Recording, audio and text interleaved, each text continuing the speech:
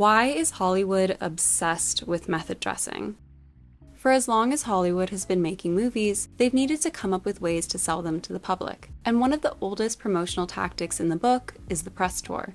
In the weeks leading up to a film's release, the cast and crew are sent out into the world to drum up publicity, appearing on talk shows and magazine covers to the extent that they're basically unavoidable.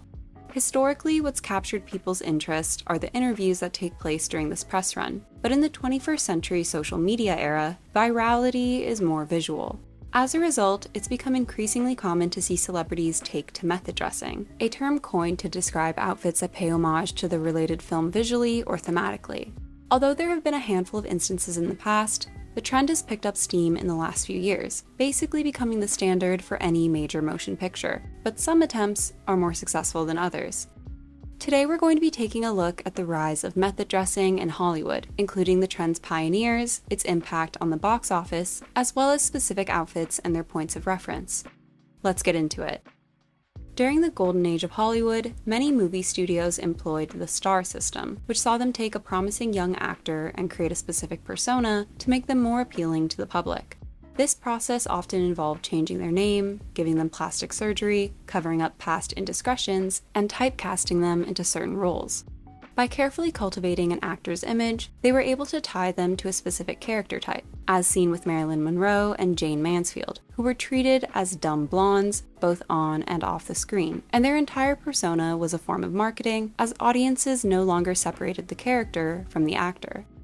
To generate publicity, studios would also insert themselves into their stars' private lives, arranging dates between up-and-coming actors or fanning rumors of infidelity on set, which would quickly become tabloid fodder. By making these celebrities a spectacle, the studios were able to create superstars whose name alone could sell tickets, requiring a less involved press tour than what we're accustomed to today. The star system eventually fell out of favor in the 1960s, but name recognition remained a popular marketing strategy, with audiences continuing to head to theaters because of their favorite celebrity. Because actors had more control over their image, studios had to find a new way to connect them to the public, resulting in an influx of interviews, talk show appearances, photo shoots, and red carpets coinciding with the release of a film. She'd rather do a summer cover because she has a movie coming out. It was in the 1990s that we began to see some of the earliest examples of method dressing, with Geena Davis attending the premiere of 1992's A League of Their Own in a baseball-inspired dress, Glenn Close walking the spotted carpet for 1996's 101 Dalmatians in full Cruella attire, and Drew Barrymore in a romantic Renaissance-themed gown at the after-party of 1998's Ever After. Now in these cases, they only wore a single themed look, proceeding to dress in a more standard fashion for the rest of the press tour, but there was one celebrity who committed to the bit. For the press tour of 1996's Evita, Madonna took to wearing ensembles inspired by her character, Argentinian First Lady Eva Perón. The bulk of the film follows Evita's life in the 1930s and 40s, beginning with more modest styles influenced by her humble background, before segueing into sharp silhouettes befitting a public figure. Although exaggerated for dramatic effect, these looks are reminiscent of outfits that the real Evita wore, with the film including an assortment of fashion trends from the time period like tea dresses, victory rolls, cartwheel hats, pencil-thin eyebrows, massive shoulder pads, fur stoles, dainty florals, and tailored jackets. Madonna later appeared in the 1996 Vanity Fair and Vogue issues in Evita-inspired looks, promoting the movie in a high-fashion way. Now that wasn't exactly unusual, as numerous celebrities had done editorials inspired by their characters, but Madonna took it a step further by wearing these retro styles for subsequent red carpets and press conferences. Some of these looks took significant inspiration from Evita's personal style, making her look like she'd just walked off the set of the movie, while others had a more casual 1990s flair to them.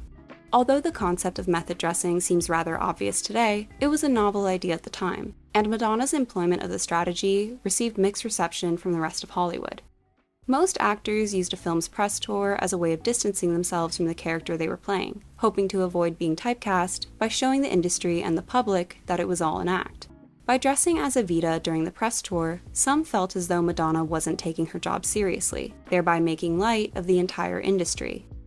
Her casting in the film was already quite controversial, with many claiming that her star power was the only reason she got the job, and by making Evita a sort of costume, it felt like a further jab, as if flaunting that she was exempt from the rules that the rest of Hollywood had to abide by.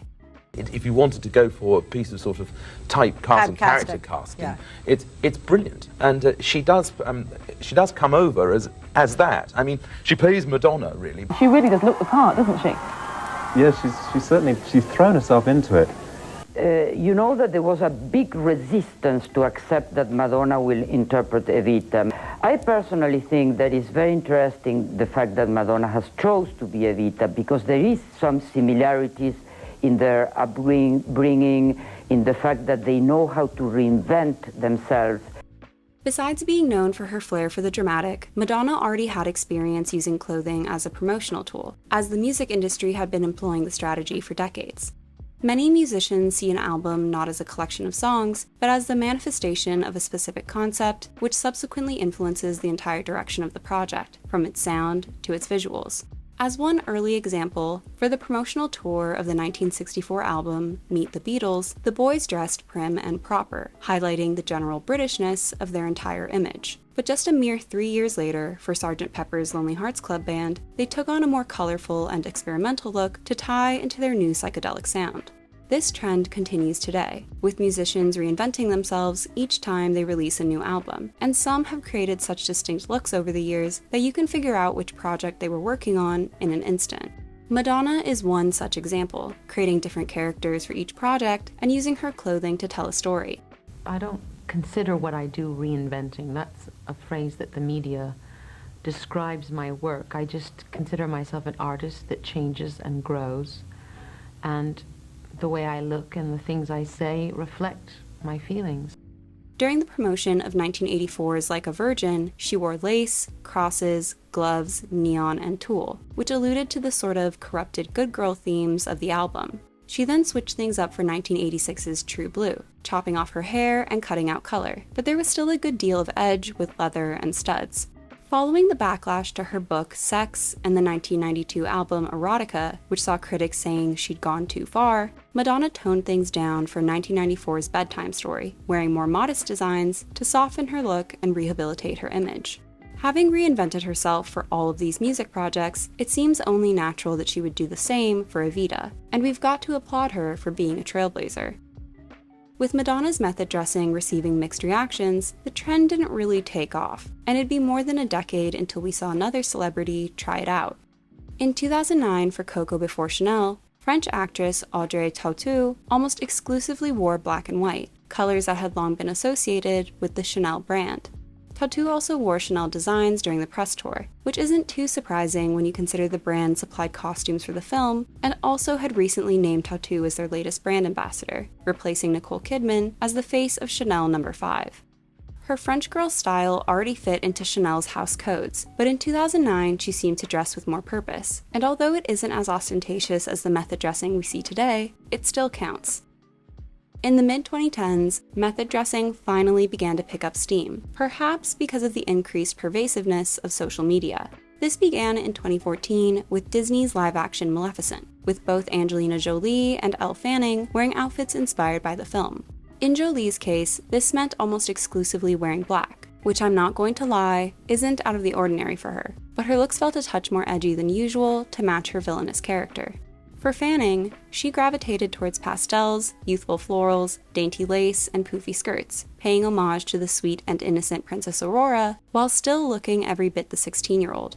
There were even more obvious references to the character, with Fanning wearing a dress with Aurora's face on it, which is honestly such a power move. Another early adopter of method dressing was Zendaya, whose longtime stylist, Law Roach, has since become known for his thematic approach to red carpet attire. The pair had long used fashion to their benefit, steadily increasing Zendaya's star power with show-stopping looks that made people see her as more than a Disney Channel alumni. They first experimented with method dressing for the 2017 film The Greatest Showman, with Zendaya wearing outfits inspired by her character and carnivals in general. This resulted in a good deal of color, wacky patterns, sharp jackets, and tailored shirts, all of which helped her stand out amongst her more simply dressed co-stars. The eye-catching outfits also served another purpose, with Zendaya saying that method dressing helped her feel more confident and comfortable during a press tour. Quote, "I'm a more shy person, so it allows me to create this persona, this character that I get to live in for the day." Around the same time, several other celebrities also took to method dressing. Model turned actress Cara Delevingne sported a handful of futuristic looks as an ode to 2017's Valerian and the City of a Thousand Planets, while also occasionally wearing more androgynous styles that would make her kick-ass character proud. According to her stylist at the time, Mariel Henn, they chose to dress on theme as a way of balancing her image, hoping that the outfits would remind people of her new career path and make them see her as more than just a model. Blake Lively was the next notable method dresser, choosing to follow in the fashionable footsteps of her character for 2018's A Simple Favor by exclusively wearing suits, just with a wider variety of silhouettes, colors, and accessories than her on-screen counterpart. Most of these looks were pretty well received at the time, but Lively seemed oddly sensitive about her wardrobe choices, even commenting on an Instagram post that joked about the sheer amount of suits she sported, quote, "Would you note a man wearing lots of suits during a promo tour? So why can't a woman? No double standards, ladies." I don't think she's wrong to point out that double standards exist in Hollywood. Just look at what men wear on red carpets compared to women. But I think getting mad that someone is talking about the outfits you've worn with the express intent of getting a response is a little ridiculous. It's not like Lively was wearing suits every day because that's what she wanted to wear. It was a marketing gimmick. One that actually did work in the film's favor, as Lively's outfits were constantly being discussed by media outlets. For 2019's Maleficent Mistress of Evil, Elle Fanning returned to the red carpet with a vengeance, once again wearing outfits inspired by Sleeping Beauty. Although these looks were still sweet, there was a level of elegance and maturity that had been missing the first time around, showing how much her personal style had evolved over the years. One of her best looks from this time period was the custom Gucci gown she wore to the film's premiere, which included little blood drop sequins, a cute little detail that was pulled from the fairy tale. Angelina Jolie also wore some on-theme looks, but comparatively, it just wasn't as impressive. In this sense, method dressing can be a double-edged sword. While there's no denying that it can bring attention to the film and the wearer in question, if your co-stars don't rise to the occasion, they can be left looking a little bit drab. Brie Larson also had some fun on the red carpet that year for Captain Marvel and Avengers Endgame, wearing several looks that reference superheroes and outer space, with capes, cutouts, stars, leotards, and sequins.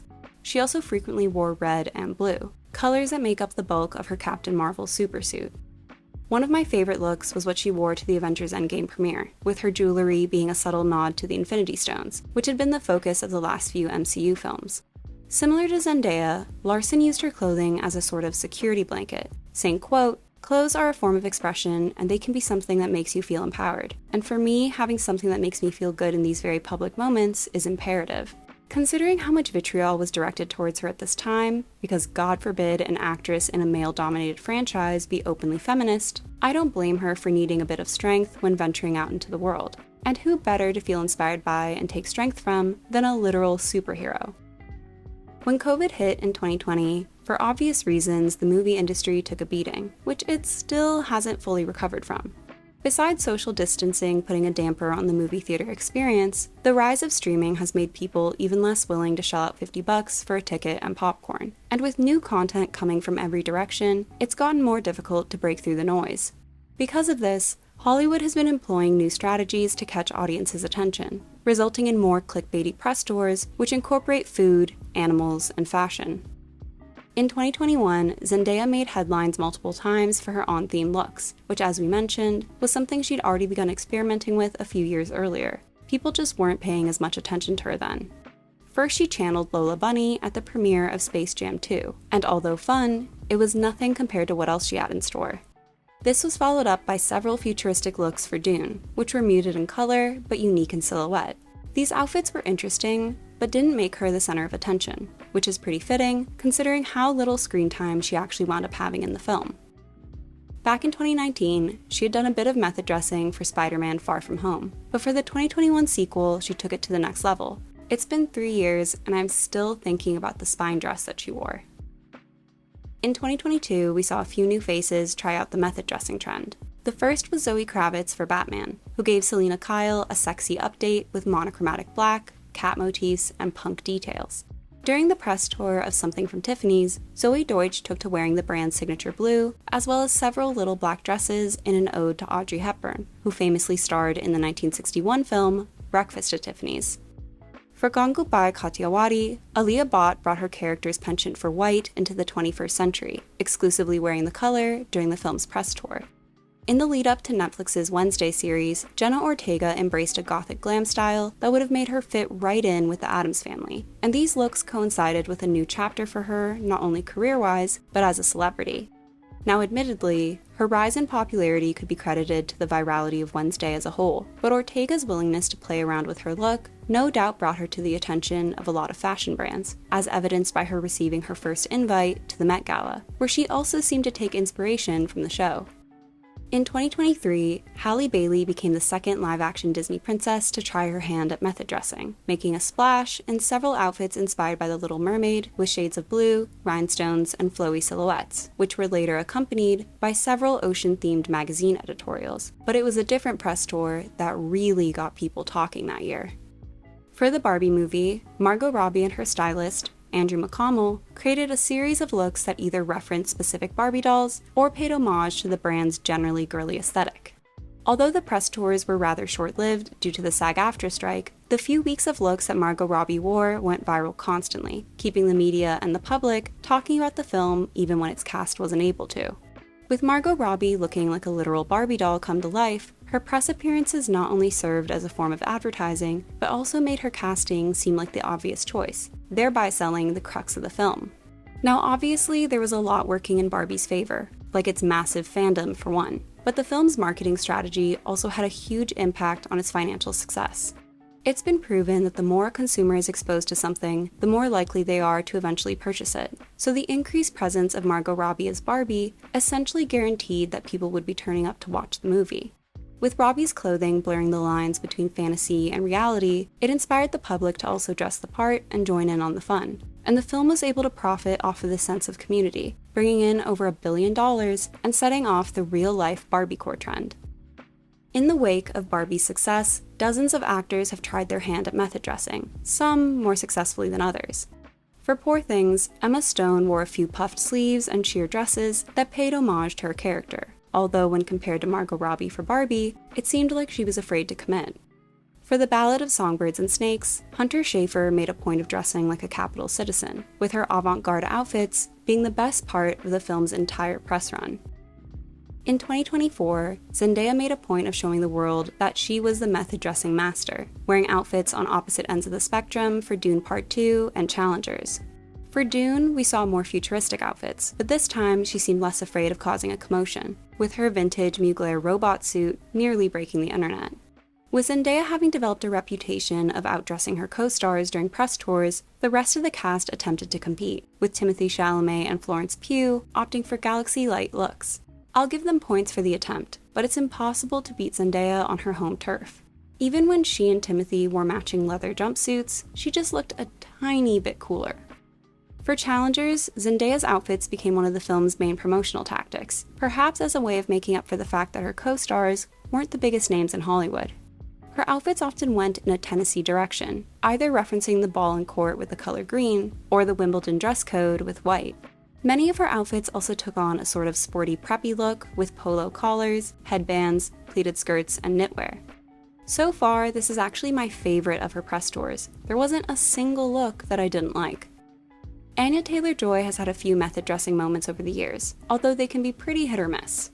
One of her best looks was for 2020's Emma, but unfortunately because of COVID, the press tour was pretty limited. For the Super Mario Bros. Movie, she wore pink in honor of Princess Peach. For The Northman, she gravitated towards icy white, and for Dune Part 2, she went in a sort of ethereal alien direction. Her most recent stint of method dressing for Furiosa is probably her most cohesive press run to date, and with the leather, studs, and structured silhouettes, she looks ready to put the pedal to the metal. Dakota Johnson became one in a long line of superhero method dressers, but her uninteresting outfits for Madame Web seemed to be a sign of what was to come, and the film similarly flopped, proving that just because your outfit is sort of inspired by a movie, it doesn't guarantee that people will care. For Beetlejuice, both Winona Ryder and Jenna Ortega took to method dressing, with Ryder opting for starched collars and tailored jackets that her character would wear in an instant.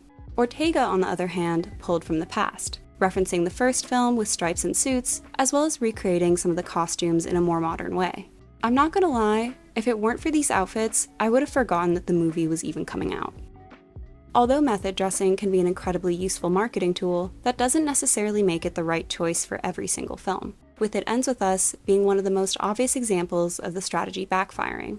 In honor of her character's name and profession, Blake Lively took to wearing florals for the film's press tour, and while her bold outfits did succeed in grabbing the public's attention, that wasn't necessarily a good thing. With so much of the press tour focusing on Lively's fashion choices, people felt as though there wasn't enough attention being given to the film's serious subject matter. And with "Wear Your Florals" even being used as a marketing tagline, the whole thing just came across as tone-deaf. I understand that they were trying to replicate Barbie's strategy, but one is a movie about a fashion doll, and the other is about domestic violence. I'm not saying that Lively had to wear ripped-up dresses with black and blue eyeshadow, but there's a time and a place for frivolity, and I'm not sure if this was one of them. You know what kind of films are perfect for method dressing? Musicals. And I don't seem to be the only one who thinks so, with both Wicked and Joker Folie à Deux employing method dressing in the lead-up to their release. When Lady Gaga first transitioned into acting, she did away with the flamboyant style she'd become known for, in the hopes of being taken seriously as an actor. As a result, during her early press tours for A Star Is Born and House of Gucci, she dressed the part of an old Hollywood starlet, with lots of ball gowns and updos and diamond necklaces. When she initially began the press tour for Joker, it seemed as though she was going to continue in this direction, but these classically pretty looks didn't seem to be making as much of a buzz as she wanted, and midway through, her style shifted. Taking notes from Harley Quinn herself, Gaga started wearing unconventional makeup, check prints, ruffles, and lots of red, making her look like a chic clown. And I'm not gonna lie, I'm getting serious Halloween inspiration. For the past year or so, both Ariana Grande and Cynthia Erivo have been not so subtly referencing their characters in Wicked, with Erivo opting for Wicked Witch Green, while Grande gravitates towards Glinda the Good's signature pink. Now, I'll be honest, some of these looks have been better than others, but the fact that both of them are committed to it makes it work. And the contrast between their respective aesthetics is really satisfying, and I can't wait to see what they wear when the press tour actually starts. As we mentioned, back in the day, actors refrained from going all out during press tours in order to appear like a blank canvas, something that was more marketable in Hollywood. But today, an actor's bankability is entirely dependent on their name recognition. And what better way to keep your name in the headlines and on people's lips than by wearing something that is guaranteed to cause a stir? By method dressing, celebrities are signaling to the industry that they can play ball, being willing to go the extra yard to help the film with publicity and promotion. And I wouldn't be surprised if it starts getting put into contracts. Like just about anything nowadays, method dressing has become so popular that some are even saying we should put an end to it, claiming that a red carpet isn't the time for a costume. But if you ask me, we're just getting started. And as someone who loves film and fashion, especially where they intersect, I say bring it on, although it would be nice to see more men participate. What are your thoughts on method dressing? I hope you enjoyed this video, don't forget to like and subscribe, and I'll see you soon. Bye!